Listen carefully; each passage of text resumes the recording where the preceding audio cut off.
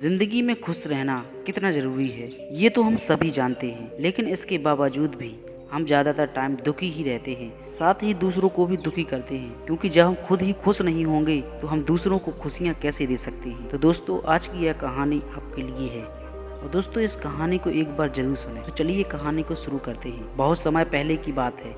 North China में 3 monk रहते थे।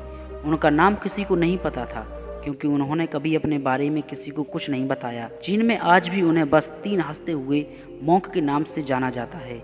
वे तीनों मोंक हमेशा एक साथ रहते थे और गांव-गांव घूमा करते थे। वहां के बाजारों के बीचों बीच खड़े होकर जोर जोर से हंसना शुरू कर देते थे। उनकी हंसी को देखकर लोगों का ध्यान उनकी तरफ खींचा चला आता था और धीरे धीरे उनके चारों तरफ एक बड़ी भीड़ इकट्ठा हो जाती थी। वे इतनी एकाग्रता व संपूर्णता के साथ हंसते कि उनकी हंसी देखकर सारा गांव हंसने लग जाता, और जब वो पूरा गांव हंसी के समंदर में डूब जाता तो वे दूसरे गांव में चले जाते थे। वे ना तो कुछ बोलते थे, ना ही कुछ उपदेश देते थे और ना ही कोई शिक्षा। वे जहाँ भी जाते अपनी हंसी से ऐसा माहौल बना देते थे कि लोग अपने सारे दुख दर्द भूलकर बस हंसने लग जाते थे।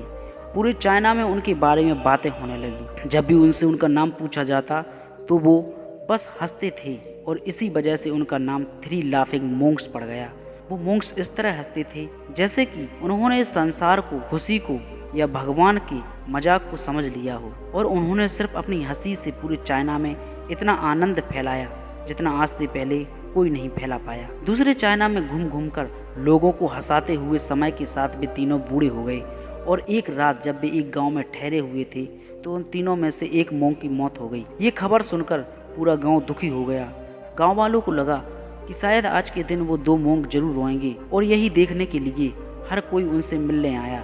जब सुबह हुई तो पूरा गांव इकट्ठा हुआ, लेकिन वो दोनों मोंक तीसरे मोंक की बॉडी के पास बैठकर जोर जोर से हंस रहे थे। ऐसी हंसी जैसे उन्होंने आज से पहले कभी ना हंसी हो। तभी गांव के कुछ लोगों ने उन्हें समझाने की कोशिश की कि यह आपका साथी था और इसकी मृत्यु पर आपको हंसना नहीं चाहिए। तभी उस दिन पहली बार उन्होंने लोगों से बात और कहा, हम हंस रहे हैं क्योंकि यह आदमी जीत गया है।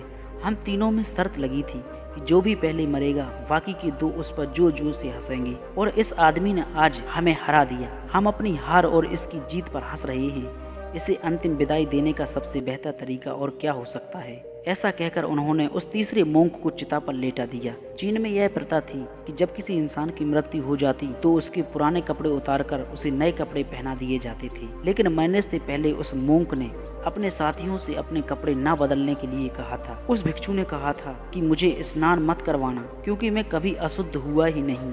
मेरे जीवन में इतनी हंसी आई कि कोई अशुद्धता कभी जमा ही नहीं हो पाई। जब उस तीसरे मोंक के शरीर में आग लगाई गई तो आसमान में जोर जोर से पटाखे फूटने लगे। उस मोंक ने अपने कपड़ों के अंदर ढेर सारे पटाखे छुपा कर रखे थे। ऐसा नज़ारा देखकर पूरे गांव वाले जोर जोर से हंसने लगे, और मरने के बाद भी वो मोंक लोगों के चेहरे पर एक मुस्कान देकर गया। तो दोस्तों, ये मोटिवेशन कहानी हमें सिखाती है कि ज़िंदगी में दुख तकलीफ तो हमेशा रहती है, लेकिन जो चीज़ें हमेशा साथ रहती हैं वो है हमारी खुशियाँ। खुश रहने या फिर हंसने के लिए किसी वजह की तलाश नहीं करनी चाहिए। छोटी छोटी चीज़ों में खुद को और दूसरों को खुशी देने में मन में इच्छा होनी चाहिए। अपने दुखों को बांटना जितना ज़रूरी है उतना ही ज़रूरी अपनी खुशियों को बांटना भी है। हमारी ये ज़िंदगी बस एक मजाक है। जो इस बात को समझ लेता है वो दुनिया के उन झमेलों में नहीं पड़ता। खुद को हमेशा खुश रहने का एक तरीका ये भी है कि अपनी ज़िंदगी में आने वाली खुशियों को दूसरों के साथ बांटा जाए। खुशी एक ऐसी चीज़ है जो बांटने से बढ़ती है और गम बांटने से कम होता है। ये सब आदतें हमारी खुशियाँ बढ़ाती हैं। हंसना मुस्कुराना ये सब हमारी ज़िंदगी का एक अहम हिस्सा है, लेकिन हम अपनी खुशियाँ अक्सर अपने दुखों के बोझ के नीचे दबा लेते हैं, और जैसे जैसे ये बोझ बढ़ता जाता है हम हंसना और मुस्कुराना भी भूल जाते हैं। अपने गमों को भूलकर ज़िंदगी को जीना सीखें। छोटी छोटी बातों में मुस्कुराना सीखें, क्योंकि ज़िंदगी खुशियों के सहारे अच्छी कटती है, ना कि दुखों के सहारे। सो गाइस, ज़िंदगी में सुख की तलाश करो, हंसी और खुशियाँ बांटो। दुख तो ज़िंदगी का हिस्सा है, वो तो ना चाह कर भी आएगा।